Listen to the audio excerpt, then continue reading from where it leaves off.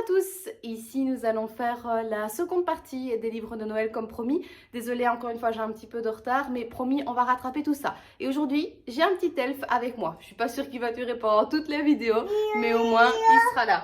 Oui, oui on fait une vidéo. Voilà, alors on est parti. Changement de décor et donc on commence avec Contes d'une nuit d'hiver de Ludovic Metzger. Si vous me suivez un petit peu, vous savez que c'est un auteur que j'adore. C'est un auteur qui je trouve est très polyvalent et là encore une fois il nous montre. On est vraiment dans le beau conte de Noël en fait. Moi je me voyais dans la petite auberge quand il faisait noir avec les marins qui racontaient leurs histoires et comment est arrivé le Père Noël. C'était vraiment très beau. C'est pas un gros bouquin, mais vous aurez vraiment la magie de Noël au coin du feu. Franchement, je le recommande à tout le monde pour passer un bon moment. Et en plus, l'auteur est un fan d'histoire et pendant tout ce conte-là, en fait, il va vous mettre disséminer des petites choses d'histoire qu'il réinvente en fait. Il prend l'histoire, il nous fait un melting pot, il fait avec ses idées à lui et il nous sort un magnifique conte de Noël. Alors la suivante, c'est Lina Patterson avec Ma liste de Noël et autres exigences. C'est une auteure aussi que j'ai beaucoup suivie parce que j'aime bien sa plume. Elle a une plume très délicate, très positive aussi, de toujours nous montrer qu'on peut rebondir sur plein de choses. Et ici, c'est un petit peu le principe. Donc c'est une jeune fille qui va tout perdre, littéralement. Et donc, qui a décidé que Noël, elle le faisait toute seule. Mais ça, c'est sans compter sur une amie à elle qui va l'emmener dans plein de choses pour ne pas passer Noël toute seule. J'ai beaucoup rigolé sur ce livre, sincèrement. C'était un beau livre. Encore une fois, c'est une plume qui est super émotive en fait. Vous êtes avec la jeune fille, vous êtes vraiment avec elle quand elle perd tout, quand elle perd son mec, quand elle perd son job. Et on n'a qu'une envie en fait, c'est qu'elle rebondisse. Et voilà, ça va être super addictif parce qu'on va vouloir voir est-ce qu'elle y arrive. Et en plus, il y a des petites situations cocasses qui nous font bien rire. On s'identifie pas mal à elle. Et voilà, bref, c'était vraiment un beau livre de Noël avec beaucoup d'émotions. Et je pense que ça pourrait plaire à beaucoup de personnes. On continue avec Lily Ford, Le dernier Noël de Mia et Raphaël. Alors ici c'est un plus court livre, on peut même peut-être parler de nouvelles. Je pense que c'est un prélude, qu'elle va continuer les histoires de Mia et Raphaël. C'est vraiment très chouette. Si vous n'avez jamais lu Lily Ford, allez-y parce qu'elle aussi, elle sait vous embarquer en 2 minutes. On va suivre Mia et Raphaël avec un amour, voir est-ce que c'est possible, est-ce que c'est pas possible à Noël. Vous allez voir, vous allez être vraiment étonnés, sûrement décontenancés parce que c'est assez court, mais l'auteur nous a promis d'avoir bientôt une suite, donc voilà, il faut vraiment y aller. On continue toujours sur la même auteure, donc Lily Ford, mais cette fois-ci c'est La promesse de Noël de Vic et Matt. Alors celui-là, moi je l'ai adoré. En fait, j'avais l'impression d'être dans un film de Noël, sincèrement. Donc vous allez suivre en fait 2 jeunes depuis le début, mais jusqu'à l'âge adulte, et ils se sont fait une promesse. Et donc à tous les Noëls, ils se retrouvent pour s'offrir un petit présent.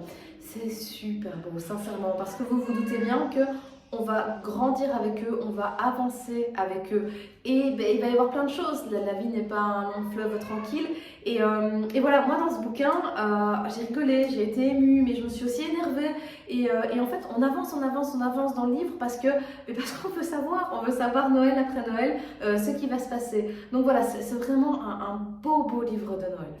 Le prochain c'est Véronique Riva, La boîte à cadeaux d'Hugo. Là aussi, je vais pas vous mentir, tous les livres que j'ai lus pour ce gala des livres de Noël étaient vraiment tous très beaux. Et celui-ci m'a aussi beaucoup plu. C'est une avocate qui va débarquer au barreau. Elle va avoir un confrère et il va y avoir un petit truc entre elle et le confrère. Et le confrère va se dire pourquoi pas l'inviter pour les fêtes de Noël. Sauf que au moment où il veut mettre l'enveloppe dans sa mallette, il se trompe de mallette et la donne à la patronne de la jeune fille qui n'est pas vraiment la même. Ça c'est aussi un bouquin où j'ai vraiment éclaté de rire. Déjà sur la situation cocasse, il se trompe de personne, donc voilà, c'est déjà très rigolo. Mais en plus l'auteur, elle a fait des personnages qui ont vraiment chacun un caractère. Et la patronne, c'est quelque chose, sincèrement. Donc il y a des situations cocasses. On rigole beaucoup, mais fatalement, on est aussi ému, hein, ça reste Noël. Mais voilà, c'est super addictif, ça se lit super vite. Là aussi, j'avais l'impression d'être dans un film de Noël, sincèrement. Tellement les décors sont bien décrits, voilà, c'est juste, c'est vraiment parfait pour une romance de Noël à lire au coin du sapin. Alors là, on part dans un genre totalement différent. On part sur de l'horreur. C'est le Noël de Spillman de Daryl Delight, pardon. Alors moi, c'est un auteur que j'adore hein, parce qu'il fait des bouquins d'horreur mais magnifiques. Et alors là, il a écrit une petite nouvelle sur le Noël de Spillman. Si vous l'avez déjà un petit peu suivi, vous savez que Spillman, en fait, c'est un conte, une personne, voilà, on ne sait pas trop ce que c'est. Est-ce que c'est un fantôme, est-ce que c'est un déséquilibré, mais en tout cas, voilà, c'est un être qui a massacré des gens et depuis, son esprit entrait une forêt. Et il va revenir pour un Noël vraiment sanglant. Alors c'est un recueil de nouvelles, après ce sont des autres nouvelles qui ne sont plus de Noël, mais vous en avez une de Saint-Valentin, vous en avez une de plusieurs genres, voilà, on suit, mais franchement c'est un thème qui est tellement sous-exploité, l'horreur à Noël, et je trouve que là c'était juste parfait. Ensuite, on va parler de Lise Larbalestrier avec Cupcake Fever. C'est une jeune fille en fait qui va nous expliquer. En fait, vous allez voir, cet auteur, c'est vraiment différent parce que par ses écrits, elle arrive à vous faire passer des sentiments en fait, vous faire travailler aussi sur vous-même. Sur Cupcake Fever, ben voilà, on a tous vécu le confinement et par le confinement en fait, elle va nous faire s'échapper tout simplement à une virée à Londres dans les fêtes de Noël. Donc voilà, c'est vraiment très beau parce que franchement, on s'échappe. Malheureusement, on y est encore un petit peu hein, dans le confinement et on s'y échappe vraiment. Et à la fin, elle explique aussi que c'était un petit jeu où elle devait placer des lettres et des mots dans le bouquin et c'était vraiment bien fait. Elle a une très belle plume, très délicate, donc vous partez vraiment dedans. Mais je trouve qu'en cette période, c'est vraiment magnifiquement approprié pour pouvoir s'échapper. Toujours avec la même auteure, Lise Larbalestrier. Ici, on parle d'un conte de fées à New York. Alors, c'est une nouvelle très courte, mais c'est super beau. Là, vous êtes pile dans la magie de Noël. Et derrière son écrit, encore une fois, elle apprend des choses. Elle apprend à ne pas s'arrêter aux différences, de ne pas juger les autres sur les apparences. Et vous allez voir, vous allez aimer vraiment, partie dans cette nouvelle qui fait un petit peu conte, qui fait un petit peu magie de Noël et qui est vraiment très belle. On peut aussi la lire à plusieurs et en parler après justement de ces différences et tout ça. Voilà, c'était vraiment très beau. Et on finit avec cet auteur-là, Lise Larbalestrier, avec Un cœur grand comme ça, qui est aussi sur Noël, qui est aussi une courte nouvelle, mais qui vous allez voir, vous allez aussi savoir en parler avec vos enfants, avec votre famille. Vraiment, je résumerai cet auteur pour vous dire, déjà, elle a des écrits super bons, on rentre dans les histoires, mais tout le temps, c'est vraiment magnifique. Mais en plus, chaque écrit nous propose des jeux, soit de parler ensemble, soit des exercices de sophrologie. Voilà, il y a toujours quelque chose. Moi, je vous invite vraiment à aller voir l'univers de cet auteur-là parce qu'il y a un petit quelque chose de différent qui est vraiment très beau.